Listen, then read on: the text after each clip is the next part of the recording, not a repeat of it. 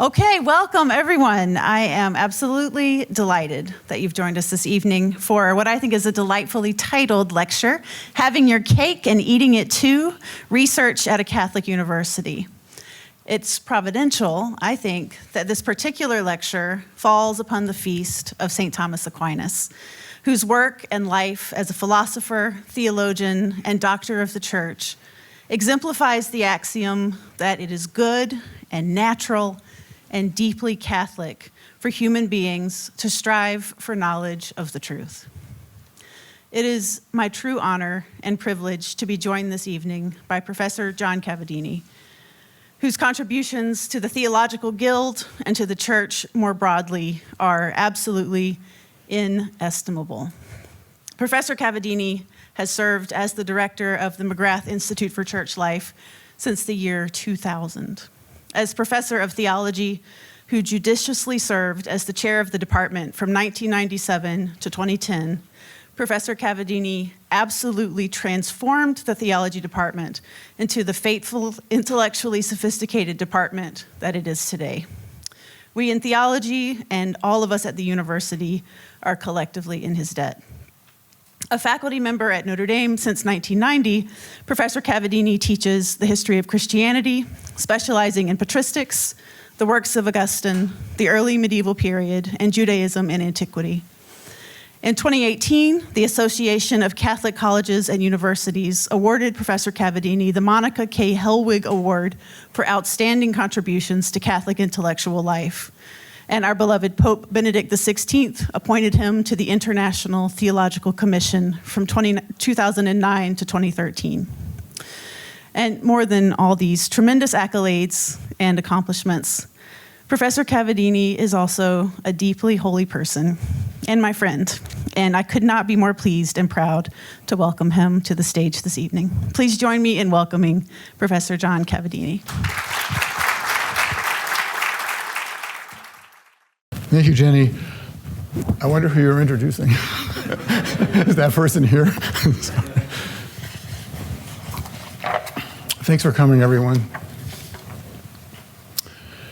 John Paul II's Apostolic Exhortation, Ex Corde, Ecclesiae, now in its 35th anniversary year. And so I've decided to kind of dedicate this lecture to a remembrance of that. It remains the most thorough and most sophisticated reflection on the Catholic University in the literature of the teaching authority of the Church, the Magisterium. In celebration of that anniversary, I'd like to quote the opening paragraph in full. It could be heard as the mission statement of a particular Catholic university, even though, of course, it is intended to be taken generally. Quote, "Born from the heart of the Church, a Catholic university is located in that course of tradition which may be traced back to the very origin of the university as an institution. It has always been recognized as an incomparable center of creativity and dissemination of knowledge for the good of humanity." Here's the part that could be the mission statement. "By vocation, the Universitas Magistrorum at Scholarium is dedicated to research, to teaching, and to the education of students who freely associate with their teachers in a common love of knowledge. With every other university, it shares that gaudium de veritate, joy from the truth, so precious to St. Augustine, which is that joy of searching for, discovering, and communicating truth in every field of knowledge. A Catholic university's privileged task is to unite existentially, by intellectual effort, two orders of reality that too frequently tend to be placed in opposition as though they were antithetical: the search for truth and the certainty of already knowing the fount of truth," end quote. There are many layers in this mission statement, but for now let us notice these essentials.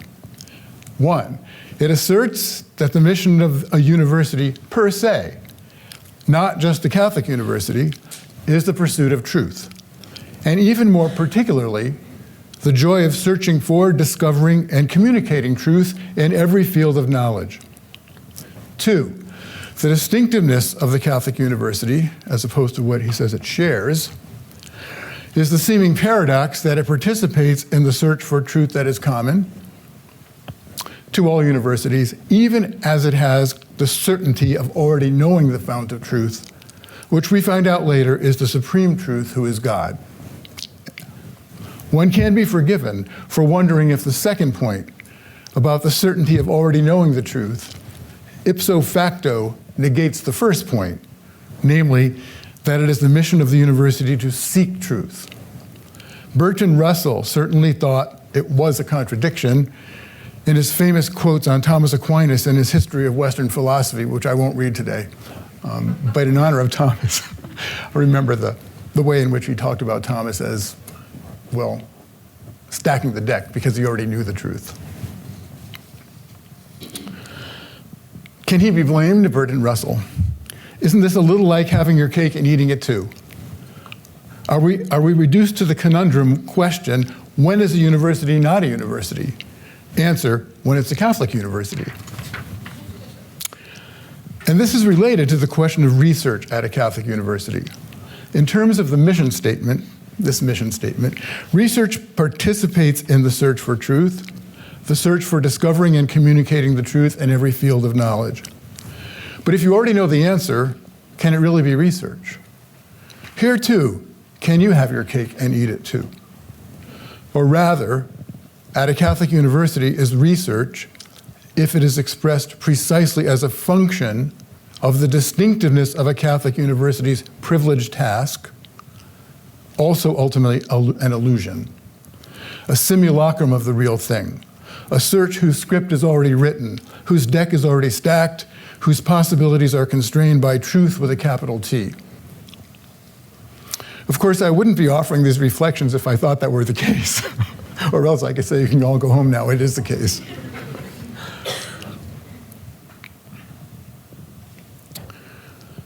In fact, if I thought that were the case, I'd find another job.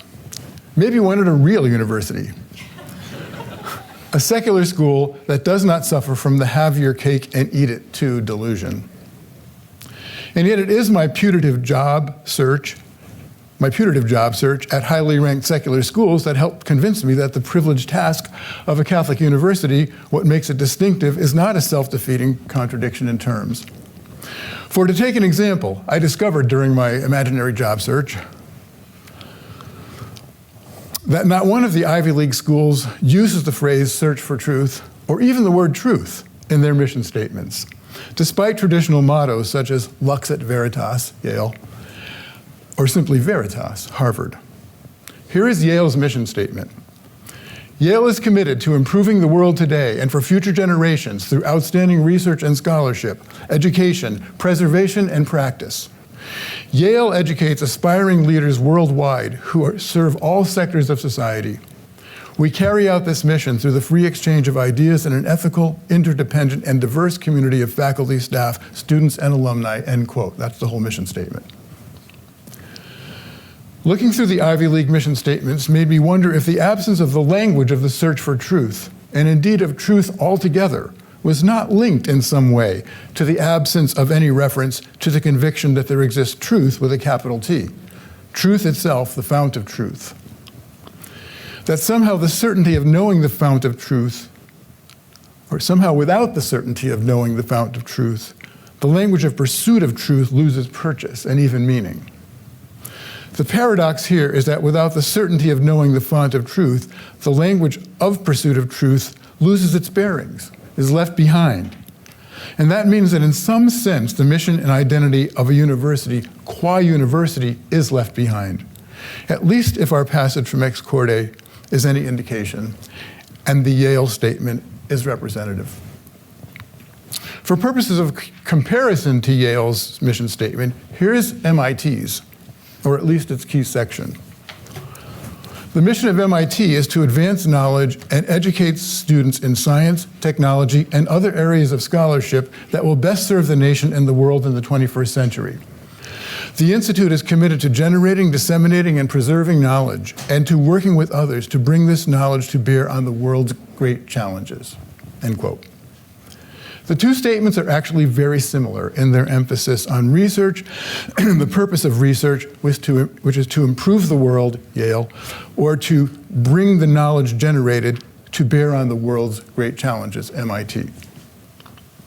Other mission statements echo these, especially in their use of the language of knowledge acquisition, of advancing the frontiers of knowledge, Harvard, to create and share knowledge, Stanford, to produce innovative research by pursuing, enhancing, and disseminating knowledge, University of Pennsylvania, to discover, preserve, and disseminate knowledge, Cornell, to advance knowledge and learning at the highest level, and to convey the products of its efforts to the world, Columbia, discovering, communicating, and preserving knowledge and understanding, Brown, etc. And usually the production of knowledge is connected with the aim of generating leadership for the world, or as Johns Hopkins statements puts it, quote, to foster independent and original research and to bring the benefits of discovery to the world, or more succinctly, the University of Cambridge, to contribute to society through the pursuit of education, learning, and research at the highest international levels of excellence, end quote. These are noble-sounding aspirations, and there is much to admire in these statements and in the research produced at such places. There is much to admire in these statements, not least their idealism and dedication to research. However, it is still curious, at least to me, that none of them even mention truth. From the point of view of a Catholic university, then, they do not go far enough. And I don't mean because Catholic universities are concerned, as they should be, with ethics and moral formation. Most of the secular schools include forceful statements about their dedication to ethics and justice and the like. This does not distinguish a Catholic university from the aspirations of their secular counterparts. We can find the deficiency if we look a little more closely at Ex Corde, Ecclesiae. The mission statement, as I'm styling it, cited above, does call the Catholic University, quote, an incomparable center of creativity and dissemination of knowledge for the good of humanity, end quote, echoing the secular mission statements we've looked at. Later on, we hear an echo of this statement. That is, we hear an echo in Ex Corde of this statement.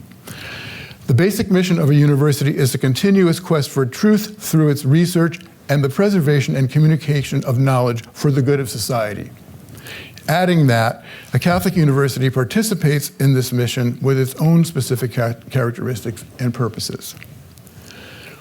Note that the continuous quest for truth that constitutes research is conceptually separated from the preservation and communication of knowledge for the good of society. This is an indication of the specific characteristics and purposes with which the Catholic University embodies this mission. Ex Corde doubles down on its commitment to the ardent search for truth and its unselfish transmission to youth and all those learning to think rigorously so as to act rightly and to serve humanity better. Here it is the search for truth, without the intermediary of knowledge mentioned, that is connected to the university's formation of students to act rightly and to serve humanity better. We can see why if we read further. And this is another longer quotation, but I thought I'd get the language of Ex Corde out there, friends. Quote, it is the honor and responsibility of a Catholic university to consecrate itself without reserve to the cause of truth. This is its way of serving at one and the same time both the dignity of humanity and the good of the Church, which has an intimate conviction that truth is its real ally and that knowledge and reason are sure ministers to faith, without any way neglecting the acquisition of useful knowledge. The Catholic University is distinguished by its free search for the whole truth about nature, human being, and God. The present age is in urgent need of this kind of disinterested service, namely of proclaiming the meaning of truth, that fundamental value without which freedom, justice, and human dignity are extinguished. By means of a kind of universal humanism, a Catholic university is completely dedicated to the research of all aspects of truth in their essential connection with the supreme truth, who is God, end quote. In this passage, it is not the utility of the knowledge research may have generated that is the utility of the Catholic university, but rather first and foremost the consecration of the university without reserve to the cause of truth.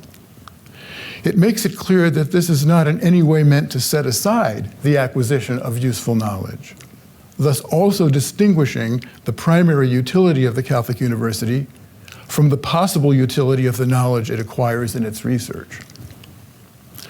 what distinguishes research and scholarship at a Catholic university from a technical institute and from secular schools whose mission statements have come to resemble those of a technical institute like MIT, is, quote, its free search for the whole truth about nature, humanity, and God, where it is not so much the inclusion of God that is the distinguishing feature, though that is one element, but rather the phrase the whole truth. And then this is specified further, indicating that the principal service of the research at a Catholic university to our time is to offer the service of proclaiming the meaning of truth. These are all phrases that I'm drawing from that longer quote. Of proclaiming the meaning of truth, where truth is identified as the basic or fundamental value without which freedom, justice, and human dignity are extinguished. Apparently, a lot is at stake in the search for truth. Values such as freedom and justice, though not so much human dignity, are frequently proclaimed as seemingly self-standing and self-evident fundamental values in the mission statements of the secular schools we have looked at.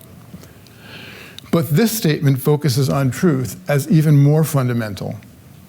One more passage can help us understand why, and if you can have patience with another slightly longer quote.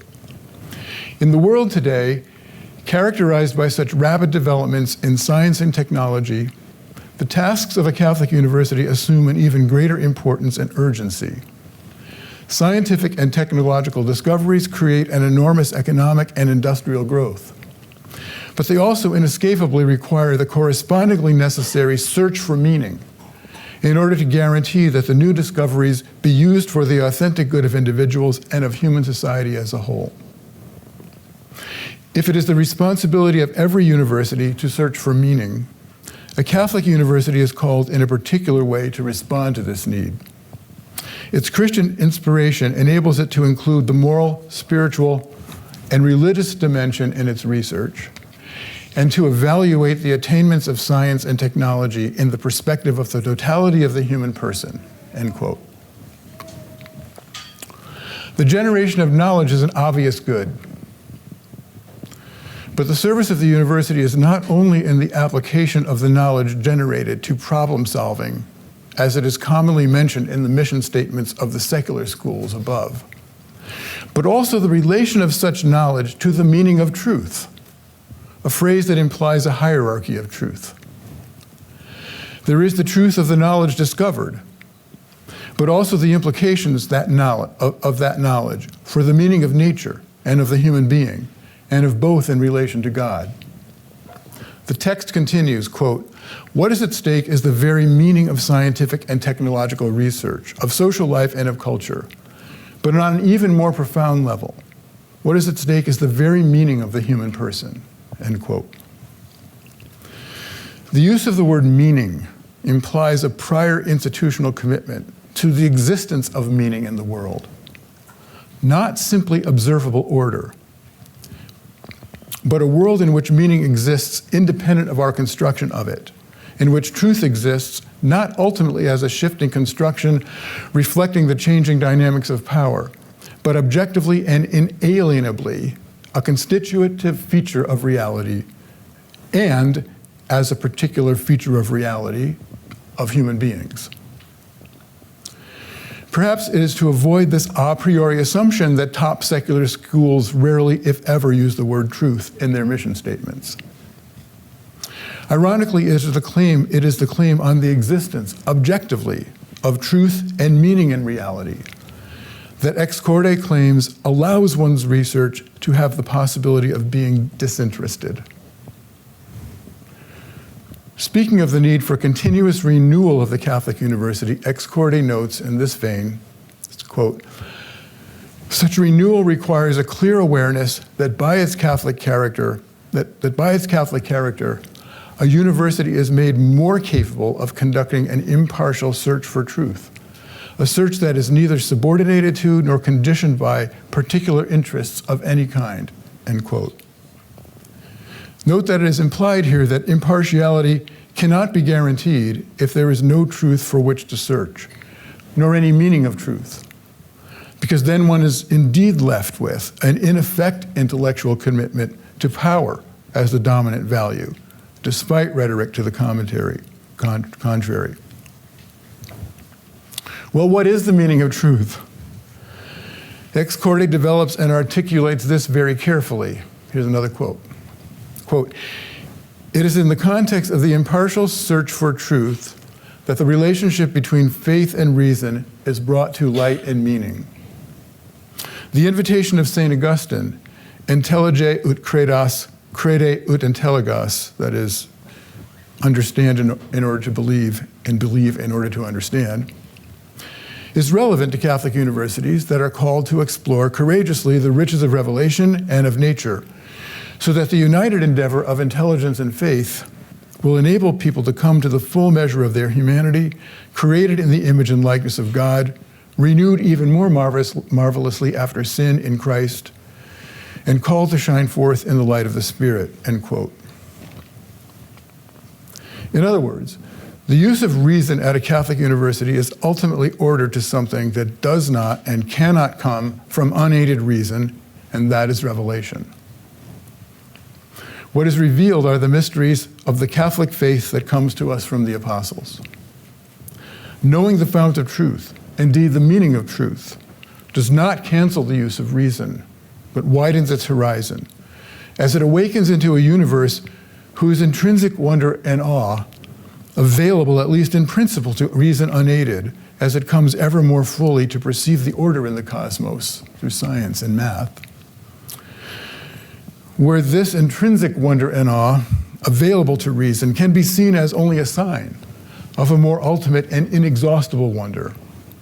This is the wonder of love, a love sumptuous and lavish enough to be the very origin of intelligibility, such that the logic of the cosmos is fully disclosed only in that love, which itself remains a gloriously luminous mystery. But not just any love. This is why it is that, echoing a passage begun above, and here's another quote, by means of a universal humanism, a Catholic university is completely dedicated to the research of all aspects of truth in their essential connection with the supreme truth who is God. That's the end of the passage I read earlier.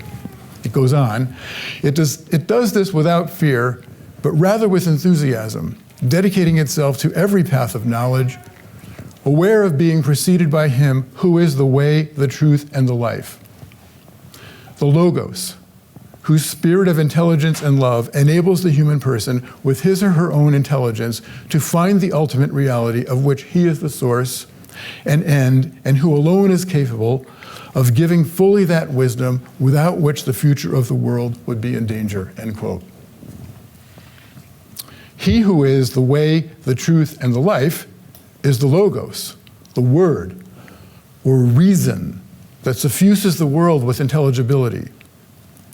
But it is specifically of the word incarnate that the phrase, the way, the truth, and the life is spoken. The meaning of truth, as proclaimed to faith, is that the Logos, the word and wisdom that is the source of all intelligibility in the world, philosophically speaking, became flesh. As expressed in Philippians 2, 5 through 8, the incarnation is an extravagant act of self-emptying.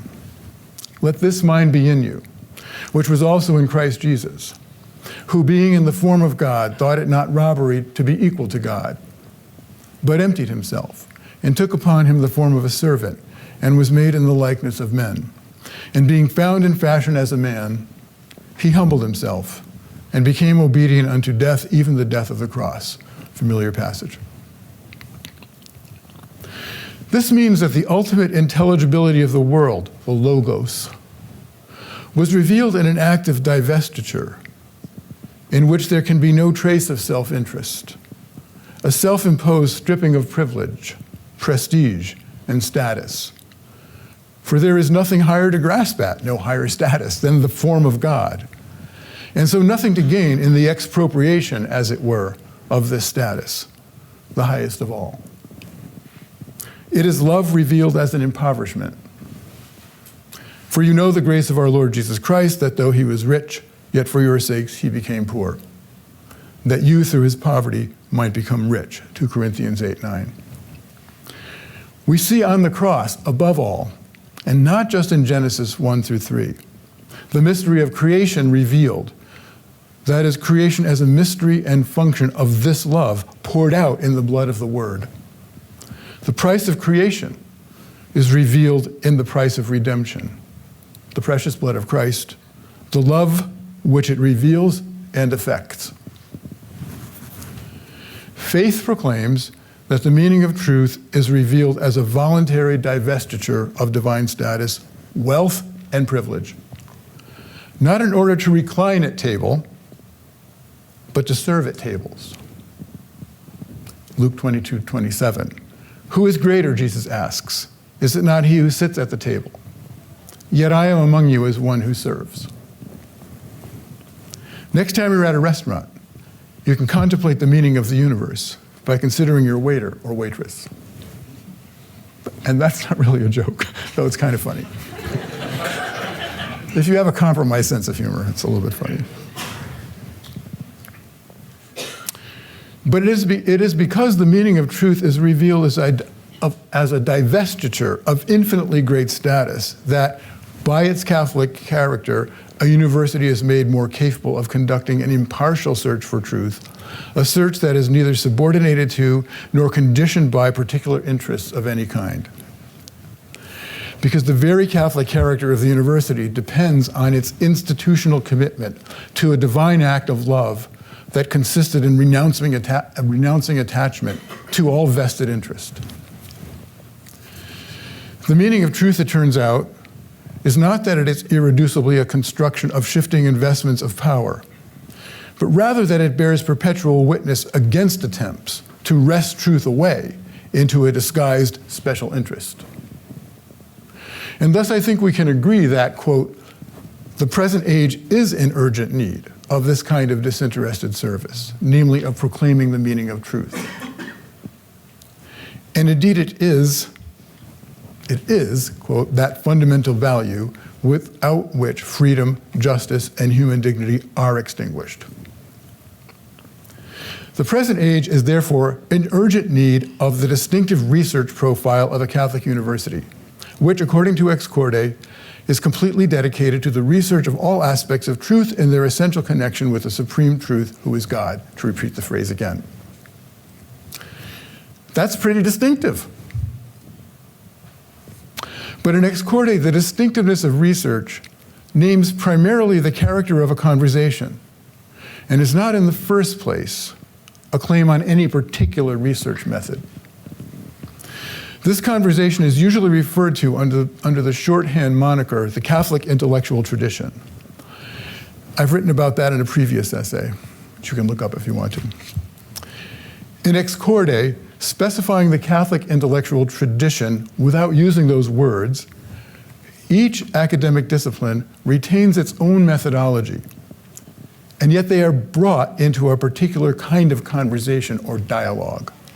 Quote, a Catholic university, therefore, is a place of research where scholars scrutinize reality with the methods proper to each academic discipline, and so contribute to the treasury of human knowledge. Each individual discipline is studied in a systematic manner. Moreover, the various disciplines are brought into dialogue for their mutual enhancement, end quote. I take that as a description of the Catholic intellectual tradition. One can begin to see how just because the meaning of truth is fully available in the proclamation of the mystery of the Incarnation and related mysteries, this does not obviate the search for truth, because no academic discipline, including, though I hate to say it, theology, can claim that it has, by its research, exhausted the meaning of truth. Reading the Bible and receiving its proclamation regarding redemption and creation does not yield the truths constituted by the theory of relativity or string theory. I know those phrases at least. It does not yield the truth of how the universe came into existence in accordance with physical laws, or of how life evolved from non-life. And as we come to understand through scientific research how the universe evolved and how it is still evolving, and of how life evolved from non-life, as we arrive at these truths, we could say, their meaning eludes the methodologies used to discover them. Not only then did we search for these truths, or do we search for these truths, or did we search for these truths, but the search for truth continues when it is asked, what do these truths mean? Granted they are truths, what do they mean? What does this knowledge mean for our understanding of the human person? The temptation could be to assume that the meaning is in the knowledge itself. For example, because human life evolved from non-life, one could claim that this means it is essentially no different from non-life, even if much more complex. And in some ways this may be true, but certain as it is by institutional commitment that it already knows the fount of truth, which proclaims the dignity of the human person in light of its faith in the truth of the incarnation, a Catholic university cannot remain satisfied with asserting that the meaning of this knowledge of the truth of human origins is a reductionistic account of the human being, such that a human being is simply a biological machine, as Stephen Hawking suggested. Or as put even more forcefully by Stephen Weinberg, that the more the universe seems comprehensible, the more the meaning of what we learn is that the universe and human life within it seems pointless. Ex Corde addresses the situation by putting it this way, namely that, quote, besides the teaching, research, and services common to all universities, a Catholic university, by institutional commitment, brings to its task the inspiration and light of the Christian message, end quote. This search for the meaning of knowledge, for truth as meaning, cannot happen within the scientific method that generated the knowledge here, because the scientific method is not a method for the discovery of meaning, but it rather is limited to empirical observation and hypotheses that propose the physical order that the empirical measurements imply. The knowledge thus proposed is revisable depending on further observation, which may be more extensive or conclusive. As soon as the scientists begin to talk about the meaning of the knowledge they've discovered, they have entered the discourse proper to another discipline and must engage that discipline responsibly. There are many irresponsible engagements, not the least of which is Stephen Hawking's declaration about philosophy that philosophy is dead, thus encouraging engagement. Not. That philosophy is dead, while yet insisting on making undisciplined philosophical judgments about freedom and the like. But the point is not that the Catholic intellectual tradition requires scientists to become adept in philosophy or theology. It's not a bad idea, but rather that the search for truth, research properly and comprehensively speaking, is enacted in an intellectually disciplined conversation in which the disciplines are not simply juxtaposed in dialogue, but layered. The word that has been chosen to describe this layered conversation is integration, or an integrative conversation, which is not the same as, though it includes, interdisciplinarity. Ex Corde puts it this way, quote, in a Catholic university, research necessarily includes A, the search for an integration of knowledge, B, a dialogue between faith and reason, C, an ethical concern, and D, a theological perspective. Specifying the first item, that is the search for an integration of knowledge, the document notes that, quote, integration of knowledge is a process, one which will always remain incomplete. Moreover, the explosion of knowledge in recent decades, together with the rigid compartmentalization of knowledge within individual academic disciplines, sound familiar? Makes the task increasingly difficult. But a university, and especially a Catholic university, has to be a living union of individual organisms dedicated to the search for truth. It is necessary to work towards a higher synthesis of knowledge, in which alone lies the possibility of satisfying that thirst for truth which is profoundly inscribed on the heart of the human person, end quote. This description of the integration of knowledge transcends the interdisciplinary, because interdisciplinary can describe the mutual conversations, for example, of biology and physics, or even biology and anthropological paleontology, or sociology and anthropology, to the extent that the social sciences are circumscribed by empirical methods. For example, the knowledge gained by empirical methods that all living things die actually doesn't take much technical observation.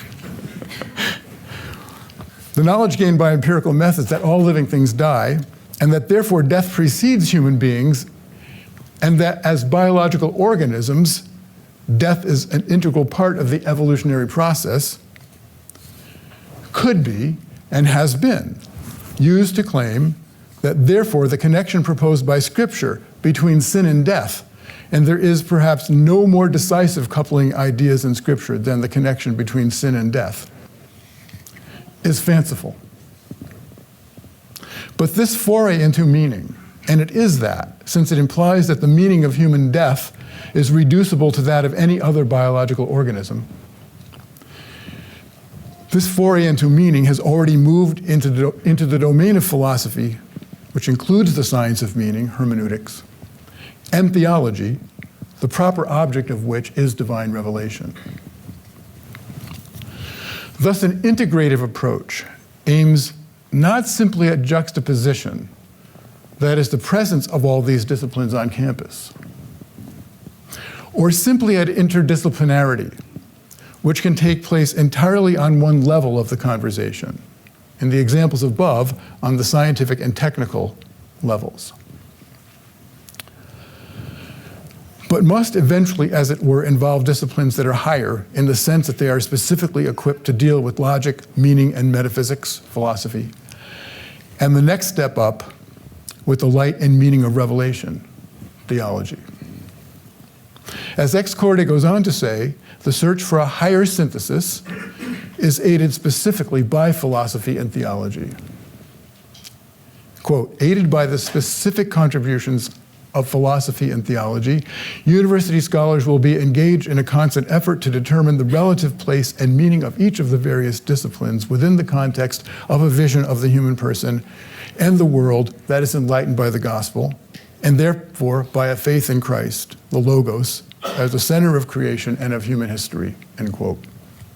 This latter point is why theology is considered worthy of singling out for mention in its own paragraph. And you'll recall from the summary of what research at a Catholic university includes, theology was the fourth point distinctively mentioned, a theological perspective.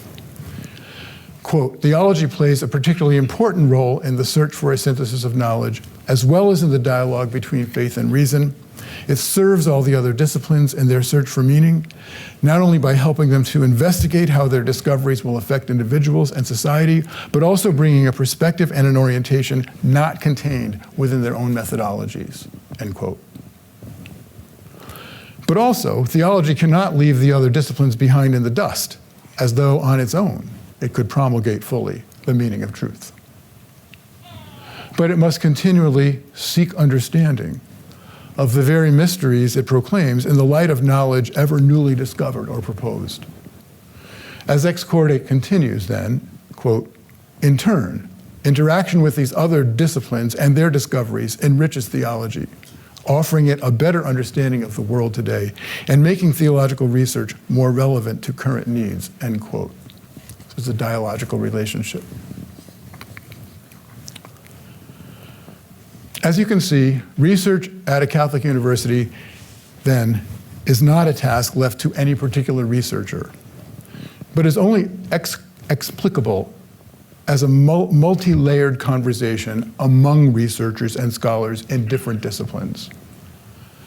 If Ex Corde is our inspiration, the mission statement of a Catholic university should in some way reflect this ideal of research as multi-layered intellectual conversation that ultimately, and seemingly paradoxically, searches for truth in the conviction that, in the proclamation of the gospel, we already know the fount of truth.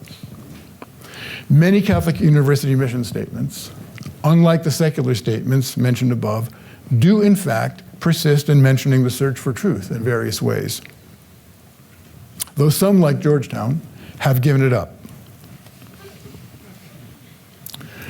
Our own university mission statement at Notre Dame is one that persists in mentioning the pursuit of truth. In fact, it actually echoes Ex Corde. We read there not only that the university is dedicated to the search for truth, but for truth for its own sake, and not in the first place as instrumental for another more useful end. Quote, "The university is dedicated to the pursuit and sharing of truth for its own sake," end quote. As the context in which to understand such a statement, we also read that, quote, "A Catholic university draws its basic inspiration from Jesus Christ as the source of wisdom and from the conviction that in him all things can be brought to their completion," end quote. Here we have the equivalent of a search for truth, already knowing the source or font of truth as the ultimate point of integration of inquiry or research. And this yields, in our mission statement, a specific commitment to a worldview in which, quote, "there is an intelligibility and a coherence to all reality, discoverable through spirit, mind, and imagination," end quote. Notice that these commitments to Jesus Christ as the source of wisdom and to the ultimate intelligibility and coherence of reality are institutional commitments, just as Ex Corde instructs. It was astonishing to me actually reading our mission statement together with Ex Corde. See how carefully in some ways it echoes it. So on the institutional commitment. I believe this latter point is key to the establishment of a research culture that is distinctive to a Catholic university. I believe that if it is publicly embraced, not left to die as a dead letter, but continually referred to in public statements of a Catholic university's, not just ours, intellectual ideals, referred to in public statements of intellectual ideals by university leaders who can speak with the voice of the university as a whole. Catholic universities can become beacons of the intellectual life, of research at its most searching depths, discovering the most searing and the most subtle truths, blazons of impartiality and disinterested pursuit of knowledge and the meaning of knowledge. In short, leaders, not just of the Catholic intellectual life, but of the intellectual life, period. Why is that? Because by proclaiming that we do believe in the pursuit of truth for its own sake, and that belief derives from our conviction that we already know the source of truth, Jesus Christ as the source of wisdom in whom all things can be brought to their completion, in our mission statement, we are forced and compelled to seek as an institution to examine this very conviction. We are compelled to develop the Catholic intellectual tradition so that it encourages and takes in the various disciplinary advances without micromanaging their methodologies or presuppositions, while at the same time refusing a monopoly on truth to any of them. Nor does our commitment allow the university itself to become a series of parallel searches for truth that in the end are simply juxtaposed and end up producing a series of truths that seem incommensurate with each other. The ensuing fragmentation of knowledge makes the task of a higher synthesis seem more impossible than ever. And university mission statements can come to lose any faith in the ultimate intelligibility and coherence of reality. If on the university level, at a Catholic university, not just ours, I'm not just talking about this one, if on the university level, one is periodically reminded of our mission, theology would be forced to clarify how it is that we can be committed to the truth of Jesus Christ as the source of all wisdom, in whom all things can be brought to their completion, and yet have space for meaningful interreligious dialogue and for the presence of other believers. Of course, there is no Catholic science, no Catholic biology, and no Catholic chemistry. These are truisms, I guess. And yet there are Catholic scientists, every bit committed to the most rigorous application of the scientific method, and yet with an openness to a non-reductive account of the human, to the most rigorous application of the scientific method, and yet an openness to a non-reductive account of the human being. Yeah, and yet their openness to a non-reductive account of the human being could generate insights that are at once more scientific and even as such, more open to accounts of organisms, even non-human organisms, that are capable of resisting fully mechanical accounts of life, which ironically, in the name of science, make it more vulnerable to exploitation. And Pope Francis has reminded of this in Laudato Si. This is even true for non-living physical reality. Is it true, as Richard Dawkins put it, that, quote, nature's relation to us is one of pitiless indifference, end quote? That's not a scientific conclusion. Yes, it could be uttered as the opinion of a scientist at any university, including a Catholic university. And yet, at a Catholic university, publicly committed to the coherence of truth in Jesus Christ, such a person might be more likely to encounter Brother Sun and Sister Moon. It is easier to exploit the pitiless and indifferent nature, perhaps harder to exploit Brother Sun, Sister Higgs boson particle, Brother Quarks, and Sister Mother Earth. Could there be a science in its very scientific character that is more likely to lead to the latter than to a conclusion of pitiless indifference? And where there are philosophers and theologians around interested in exploring the openness of a scientific system to personalism. All of this is much more likely if we are impelled to go deeper, to try ever to articulate and specify ever more subtly the vision of the Catholic intellectual tradition itself, to which the university is publicly and repeatedly committed. The Catholic university should be especially capable of conducting an impartial search for truth, a search that is neither subordinated to nor conditioned by particular interests of any kind. That's an echo from a passage above. Because its publicly stated and reaffirmed commitment to Jesus Christ and his incarnation as a divestment or expropriation of status and prestige forces us to look deeper than status and prestige, which are always reflections in some way of claims to power and influence, such that we can resist the lure of obsession with rankings and refuse to confuse excellence or truth with prestige. Perhaps one of the most irresistible temptations of the modern research university. Under pressure from the quest for prestige, truth becomes subject to intellectual fads, which begin to seem self-evident and to require no argumentation. And the arbiters of prestige become narrowed down to a handful of top university presses, which can become a default magisterium. Whole academic programs can grow up based on assumptions that promise prestige, but are closed to the presence of potential members who might pervasively question those assumptions. For instance, in many universities, departments and programs of women's or gender studies that are built on Judith Butler's proposal that gender, sex, and even bodies are exhaustively accounted for as performance, as thoroughgoing social constructions all the way down. It can become conceived as an intellectual excellence never to question that assumption, such that any assertion of a more traditional view can come to seem parochial, be dismissed as sexist, and more importantly, as anti-intellectual.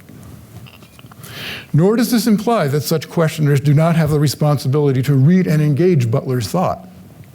They might even find something they like. A publicly stated and reaffirmed commitment to the Catholic intellectual tradition's quest for a higher synthesis of knowledge can preserve and nurture respect for previous syntheses, even as the quest for the synthesis is ongoing. For if it is indeed ongoing, then it must in some way be a reflection on and development of previous attempts. Ironically, if a Catholic university leaves these behind, these previous syntheses, as objects of institutional interest, relevant to its commitment to the quest for integration of knowledge, one does not simply end up at what could be thought of as a standard secular model of intellectual excellence, but with less. This applies, for example, to institutional commitments at Catholic schools, to virtue and to justice in particular. Convinced that Jesus Christ is the source of all wisdom and therefore of coherence and intelligibility in reality, Thomas Aquinas, I have to mention him today, and before him Augustine and others, Gregory of Nyssa even, God forbid, made a distinction between the natural virtues accounted for in philosophical ethics and the theological virtues, namely faith, hope, and love. And the theological ethics flowing from this distinction. Faith, hope, and love, as theological virtues, are ordered toward God as God is revealed in Scripture. They are not ordered as theological virtues to the good of human nature as that can be conceived without revelation, although they have profound implications for the life of virtue throughout. At a Catholic university or school, if one leaves this distinction behind as an element in the theory of one's programming, one ends up discounting as institutionally significant subtleties of thought and precise distinctions that were hard gained. In so doing, one does not end up with an intellectual excellence that is back to a theologically neutral, secular standard of excellence, but of something less. By, in effect, retreating from such a synthesis, or from any as one possibility among many, one is saying that such a synthesis is not institutionally relevant. The more one speaks of faith, hope, and love, for example, as though they were cardinal or natural virtues or primarily civic virtues without any essential ordering to God as revealed, the more one smudges the concept of natural virtue itself. The more a Catholic university seeks prominence and excellence by talking about the related idea of vocation in a way that abstracts from the universal call or vocation to holiness, as taught by Vatican II, the more a true intellectual richness is left behind, as vocation becomes almost a synonym for a professional career, and the virtues that promote such a vocation are subject to domestication as best practices and qualifications for professionalisms. This is happening all over the country. Justice in particular can tend to become a self-standing value, perhaps with optional reference to charity, the theological virtue of love, to what Gustavo Gutierrez called the gratuitousness of God's love. If the institution is not publicly committed to the gratuitousness of God's love as revealed in Jesus Christ, then justice can seem to take its place, that is the place of charity, as though it offered a comprehensive ideal of social and personal reform, when in fact it could just as easily lead to self-righteousness and dystopian visions, where the basis of proclaiming the preferential option for the poor has become unknowingly withdrawn. That is, of course, an existential impoverishment, but my point here is that it is also an intellectual impoverishment, and as such, a failure in research.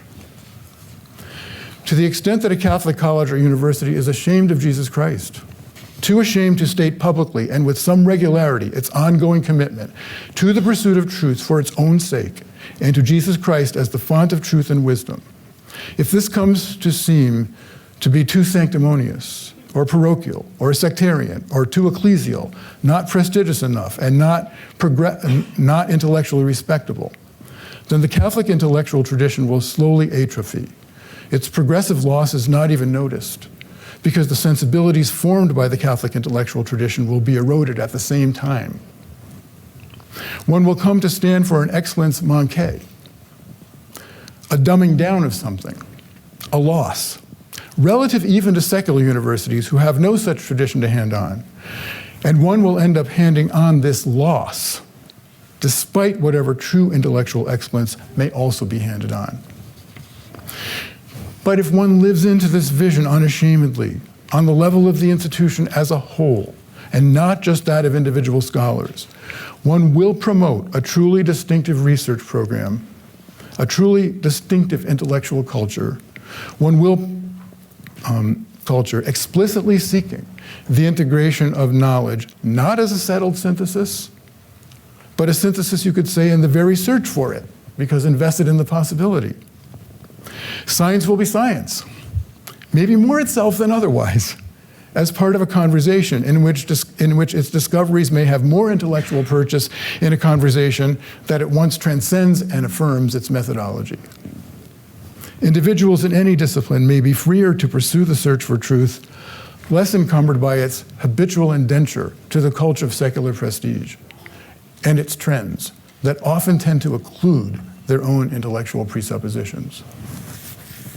Theology will have its work cut out for itself, to resist closing in on itself, even as those who are not theologians can learn to respect its unique place as the science of revelation and its place in the quest for the integration of knowledge and the meaning of truth. Truly a Catholic university, unashamed of its spiritual and intellectual heritage and willing to speak its commitment in public to Jesus Christ as the source of wisdom and truth, could find that it is a fountainhead of renewal, not just for Catholic education, but for education as a whole, encouraging the recovery of the essential identity of a university in the pursuit of truth for its own sake, and bearing witness to how a commitment to the ultimate intelligibility and cohesiveness of reality can bear fruit. Such a university, because of its public commitment, will be forming new researchers in the sensibilities and reflexes of the Catholic intellectual tradition, and thereby forming top scholars who can bring that vision to other schools and institutes and cause it to take root there. Friends, at Catholic schools, with an ambitious research program across the country, we can do this, especially if we, in closing, remember the words of Ex Corde. I'll quote them again. The present age is in urgent need of this kind of disinterested service, namely of proclaiming the meaning of truth, that fundamental value without which freedom, justice, and dignity are extinguished. What is at stake is the very meaning of scientific and technological research, of social life and of culture, but on an even more profound level, what is at stake is the very meaning of the human person. Such renewal requires a clear awareness that by its Catholic character, a university is made more capable of conducting an impartial search for truth, a search that is neither subordinated to nor conditioned by any particular interest of any kind. Such is the promise, friends, of a distinctively Catholic approach to research. Thank you for listening.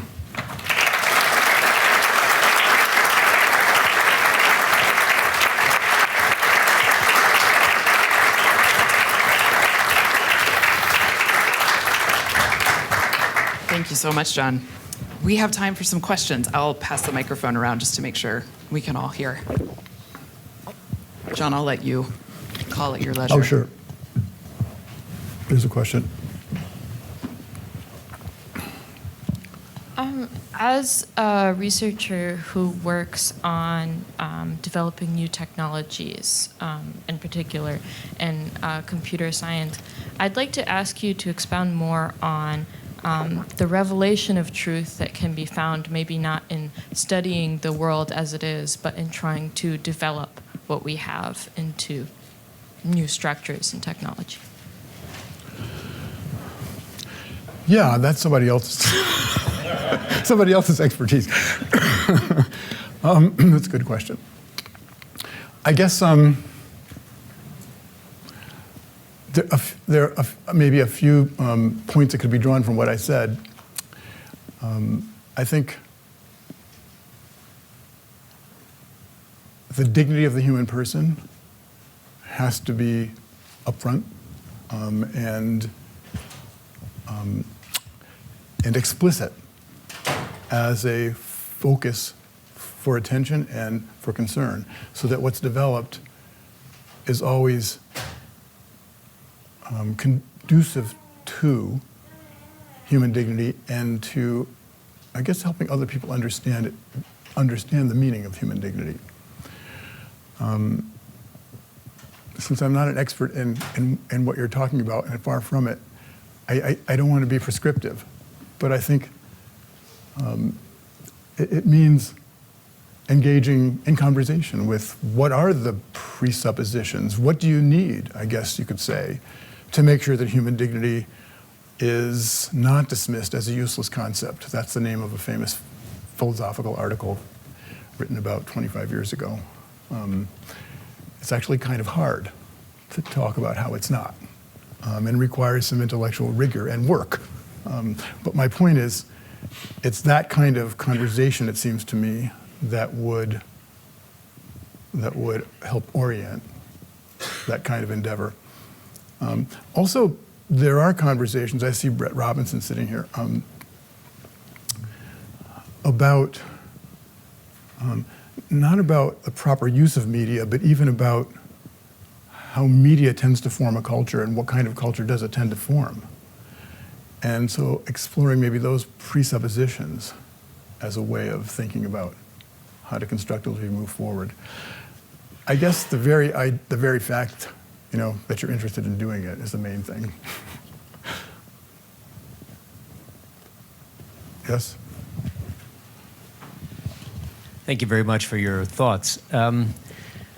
I would like to ask you a question about the integration aspect of your argument. That the virtues need to be integrated in a certain kind of way, or they would be or should be integrated in a certain kind of way to Catholic University. And the alternative view, I wonder whether that's actually true. So I'm going to give you the alternative view. I appreciate you quoting from the mission statements from other universities, which I appreciate because I feel like it's truth in advertising. They're not really after truth, but I don't mean that as a derogatory claim. It means that they have a different vision of what they're trying to do. I wonder if you think it's maybe equally valuable. And that vision, I think, is something like, or might be charitably put as something like the mansion with many beautiful rooms view of a university. So if you ask, what's the purpose, say, of a city? Well, there's no single purpose. You have many different things that go on, and if you have a good city, it's because you have all of these different parts that are beautiful. Same thing with a university. There may be no single purpose of the entire university, but you want each of the parts to be excellent in its own right. I wonder if it's still possible for that to be true. Could it be possible that the parts of a university could be excellent, properly speaking, excellent, even if there is no single integrated purpose that they all serve? Absolutely, I would never deny that. And it's not my intention to deny it. I mean, my own alma mater, Yale, has a lot of excellent stuff going on, and I'm a product of it. So I would never go there. Nevertheless, there's nothing there, there's no theory there, you might say, to which the institution is committed that would militate against the fragmentation of knowledge, that would make it so that knowledge, you've got various brands of excellence and various kinds of knowledge, but they seem incommensurate with each other. There's no institutional imperative to seek to resist that and to find an integration, which presupposes the question of meaning. And ultimately, you get to the meaning of the human person. Do you have an institutional commitment to that? Or is it just left to individuals or individual departments? And I'm not trying to envision a Catholic university where I tried to say anyway, where all of these disciplines don't have their own methodology legitimately and ought to be encouraged in them, and not, you can't read from the Bible how to do science or sociology. But on the other hand, I think if the major cultural institutions of a country or of a body politic or whatever give up on the idea of the integration of knowledge, it will be integrated for you and in the form of power, one way or another. Do you have the wherewithal to call for an integrating vision that can resist it? The idea that academic disciplines are immune to the influence of power is false. And it can happen at a Catholic university also, but you've got that institutional commitment to a disvestiture, to an emptying, that can be invoked to call you back from it. So I don't want to deny, I'd be a fool to deny the excellence that exists at places like that. But I wonder, the paper proposes, let's put it this way as a question, do you actually lose something? Which is incredibly valuable to social and cultural life. Yes? What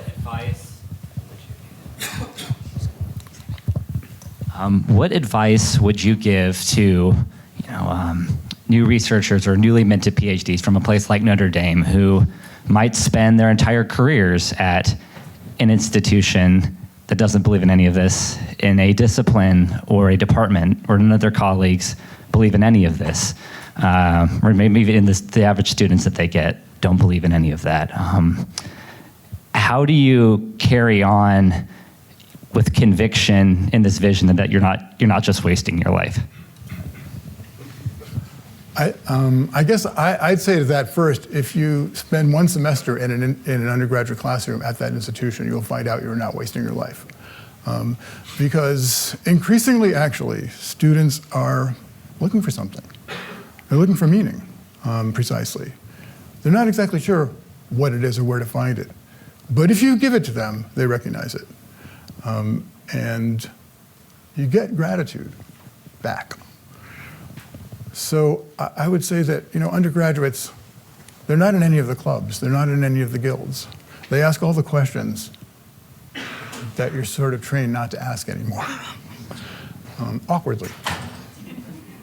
And I would say that, the point isn't to proselytize, even at a Catholic university. That's not my thing. But the point is to speak out of the conviction, as appropriate for your location, right, that in Jesus Christ it all hangs together. What does that mean? You can't, that's a conviction that gives you the confidence that when you speak out of it, you'll be speaking to someone and it will land.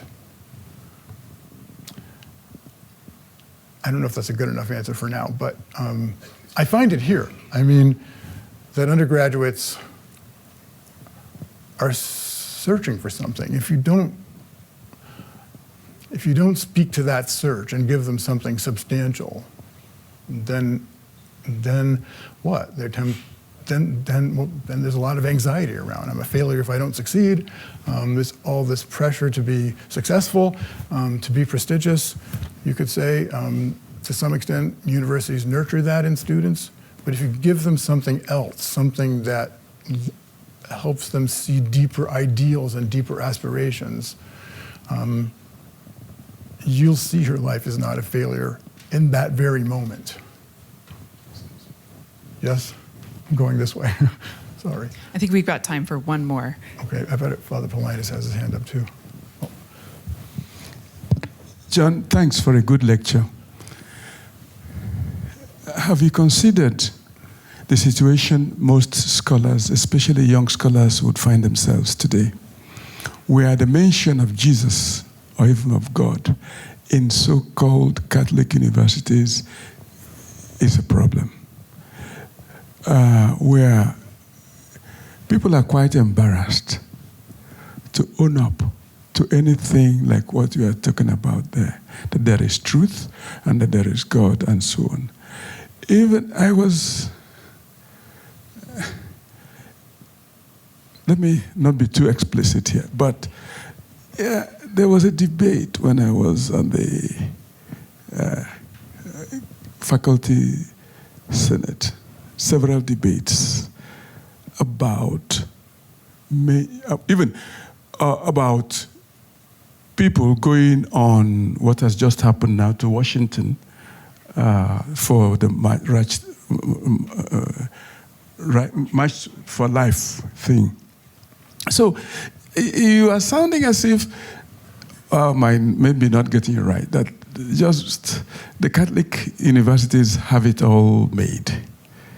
In fact, the best place to start this is the fact is in the Catholic institutions that are mostly Catholic by name, where the search for truth, no, the mention of God or Jesus Christ in any of those circumstances learned societies of Catholic affiliations and so on are not. So I'm just wondering where you will begin and what you will say to the so-called Catholic contexts of which Ex Corde was very.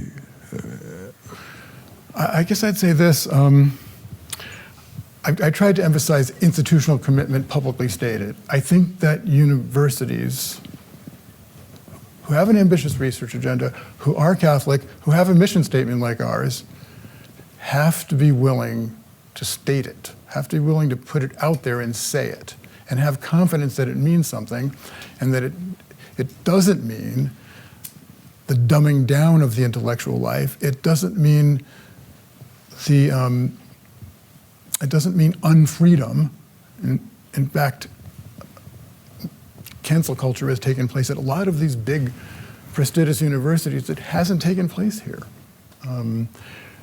Maybe that's because, well, maybe that's because we are distinctive in the way that we are. And I think we and other places can lose confidence in it because we can sound to ourselves, right? It's to be too parochial, to be too ecclesial, or to be too whatever. Whereas I would say if it's publicly stated, people can think about how to live into it. You can have a creative enterprise. Yeah, there'll be arguments, but so what? There's arguments anyway. There should be at a university. But if it's publicly stated, more vulnerable people at the university then don't have to fear talking about it, saying it.